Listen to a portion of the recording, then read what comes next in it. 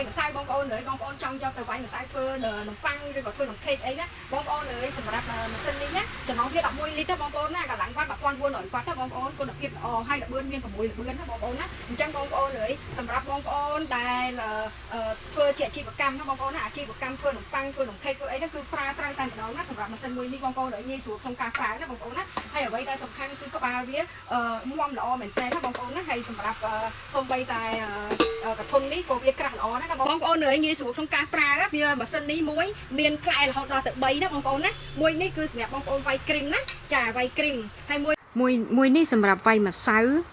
ឬក៏យកទៅកូរធ្វើប៊ឺធ្វើម៉ាយ៉ូណេសក៏បានដែរកម្លាំងវ៉ាត់1400វ៉ាត់ណាហើយចំណុះរបស់វាបងប្អូនគិតជាលីត្របងប្អូនអាចដាក់បាន11លីត្រធំណាបងប្អូនណាហើយកម្លាំងមានល្បឿនមានរហូតដល់6ណាបងប្អូនណាអញ្ចឹងសម្រាប់បងប្អូនដែលធ្វើអាជីវកម្មបងប្អូនយកម៉ាស៊ីននេះ